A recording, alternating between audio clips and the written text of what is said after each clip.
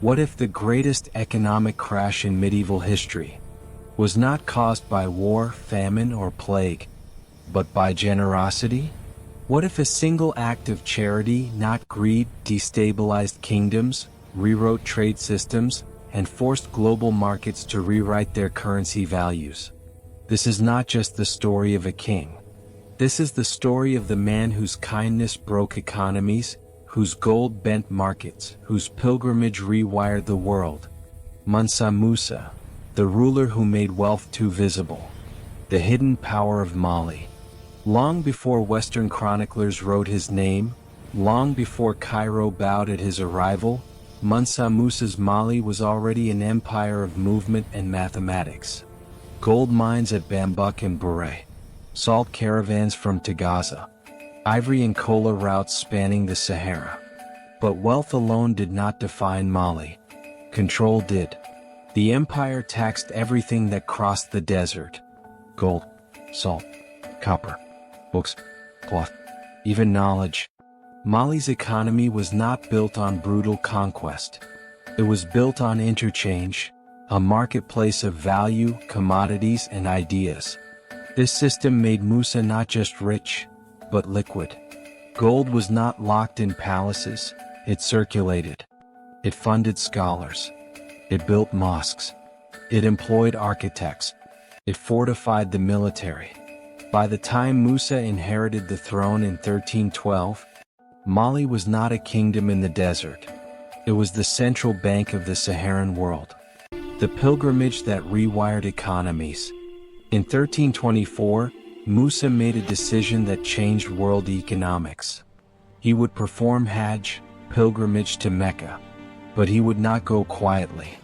His caravan included 60,000 attendants, 12,000 slaves each carrying gold bars, 500 heralds draped in silk, 100 camels carrying 300 pounds of gold each. No ruler in medieval memory traveled like this. Musa wasn't just journeying to God. He was demonstrating Mali. The Cairo shock.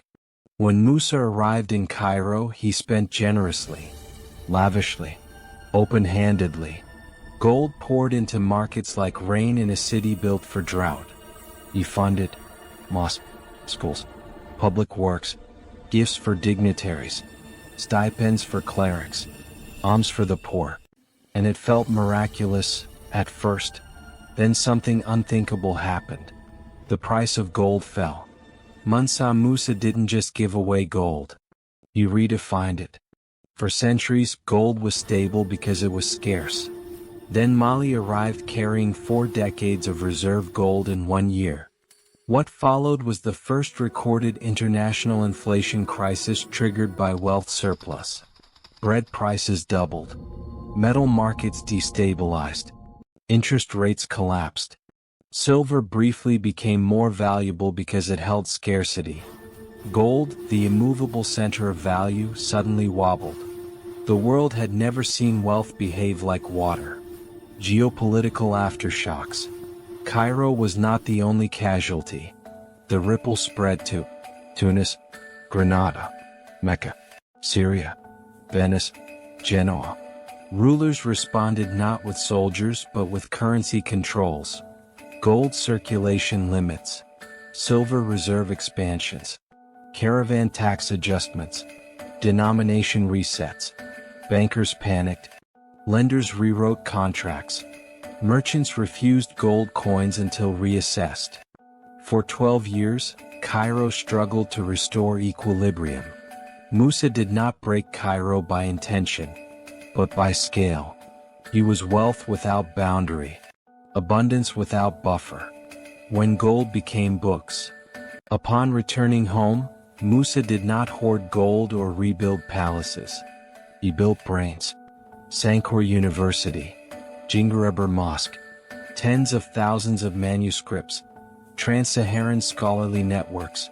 Timbuktu became the intellectual Nasdaq of medieval Africa. At its height, 25,000 students at Sankore. 700,000 manuscripts, texts on astronomy, law, geometry, medicine, finance. While gold destabilized abroad, knowledge stabilized Mali. Musa learned that gold impresses, but only knowledge persists. When wealth moves too fast, economic historians connect Musa's gold shock to later systems. Event pattern. Mansa Musa's pilgrimage, 1324. Excess liquidity, inflation, currency destabilization. Spanish silver flood, 1500s. Influx of New World silver collapses European prices. 1920s Germany money printing destroys currency meaning. 2008 global crisis over-leveraged assets trigger systemic collapse. 2020 to 2022 QE era rapid stimulus causes global inflation. The cause has never changed. Economies do not collapse because wealth is lacking. They collapse because wealth circulates too fast. Cairo attempted everything. Controlled deflation. Gold withdrawal. Rate regulation. Caravan surcharge. Levy on trade goods. All failed. Because the true issue wasn't gold. It was perception. Once the world learned Mali had limitless gold, value could not shrink back into secrecy. The genie could not return to the lamp. The man behind the numbers. What made Musa extraordinary was not riches, but revelation. He showed the world that Africa was not peripheral, not inferior, not silent. Mali controlled trade, defined markets, regulated currency, educated scholars, advanced architecture, standardized math.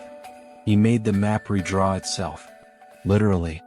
For the first time, European cartographers placed a sub-Saharan king at the center of the world, crowned in gold. Global markets today tremble at interest rate whispers, oil fluctuation, currency war, digital asset volatility. Imagine if a head of state dumped $400 billion of currency into circulation in a single year. That was Musa. Gold was the Bitcoin of the 14th century, but without regulation, without the IMF, without the World Bank, without recovery funds. Gold crashed because it moved beyond system absorption speed. Then and now, the system breaks when value outruns meaning. 3 core lessons. 1. Control of circulation, amount of wealth. Power is not having gold. Power is deciding who gets to use it and when. 2. Transparency can destabilize markets. Musa showed his reserves. The world panicked. 3. Knowledge outlasts currency. Gold vanished. Timbuktu's manuscripts endure. History does not repeat. It calculates. Every crash shares the same root, unbalanced flow. Mansa Musa lit the world with gold, and burned markets with the same flame. Today we print money, digitize assets, inflate supply. Different tools. Same trajectory. The next crisis will not come from scarcity, but from abundance. If this journey revealed the unseen mechanics of wealth and power, then follow the path further. Subscribe to World Financial Mysteries, where empires are decoded, currency is human, and history is never silent. Because wealth does not just shape nations. It throttles them. It crowns them. It collapses them.